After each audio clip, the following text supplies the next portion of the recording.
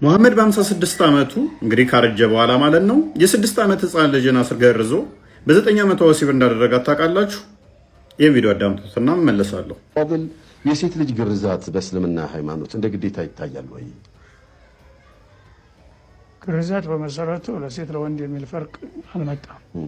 ያው ለሁላቸው መገረዝ ሱና ነው የሚለው ነው የመጣው ማለት ነው። ስለዚህ በነብዩ ጊዜ ሴቶች የሚገረዙ እንደነበረ የሚጠቁም ሐዲስ መጥቷል። ኡሙ ፉላን አሉት እና አሽሚ ወላት ሴቶችን በምትገርዥ ጊዜ እንዲያው ለምሱ ያህል ትንሽ ትንሽ ነው ጫፏን ቀንጠብ አድርጊ እንጂ አትጋጭ ያሏት።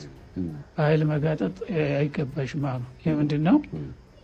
ባያስፈልግ ኖሮ ሴቶች እንዳትገርዥ ይሉ ነበረ ማለት ነው። ስለዚህ አንዳንዶቹ ለሴት አልታዘዘም የሚሉ አሉ፣ አላወቁም። ለሴትም መሽሮ ነው በመሰረቱ፣ ግን መጉዳት የለባችሁም። ምክንያቱም ግርዛት ይጠቅማል ለሴቶችም። ያልተገረዙ ሴቶች ስሜታቸው ከፍተኛ ነው የሚሆነው። ስለዚህ አንድ ወንድ ብቻ አይበቃቸውም ነው የሚባለው። በአሁኑ ጊዜ በተጨባጭ የሚታየውም ይሄ ነው። ዌል ቪዲዮውን እንደሰማችሁት ነው እንግዲህ ግርዛት አስፈላጊ ነው እያሉ ነው፣ ጠቃሚ ነው። አለበለዛ አንድን ሴት አንድ ወንድ አይችላትም፣ ለዛ መገረዝ አለባት እያሉ ነው።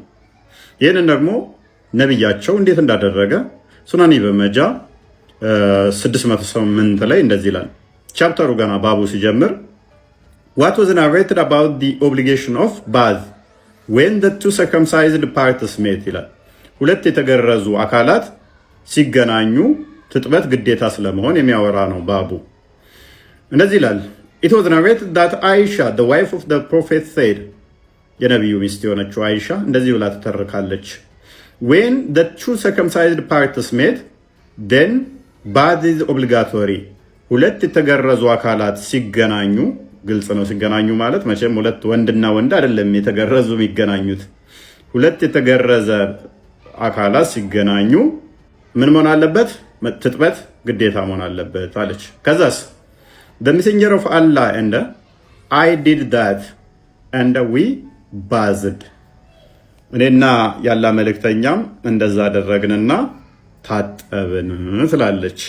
እንግዲህ ሙሐመድ የሙስሊሞቹ ነብይ ማለት ነው። ከ30 እስከ 40 የሰዎች የወሲብ ጉልበት የወንዶች አለው ተብሎ ይገመታል። ሐዲሳቶቹ እንደዛ ይላሉ። ህፃኗን የ6 ዓመቷን ህፃን ልጅ ገርዞ ነው በ9 ዓመቷ የተገናኛት ማለት ነው። እንዴት ታዩታላችሁ? ይሄንን ሴት ልጅ መገረዝ አለባት እያሉን ነው። ነብያቸውን ሱና የሚከተሉ ከሆነ እንግዲህ የ6 ዓመት ልጅ አስገርዘው በ9 ዓመቷ ላይ ወሲብ ያደርጋሉ ወይንስ በነብያቸው ሱና አፍረው ይሄን አይተገበሩትም?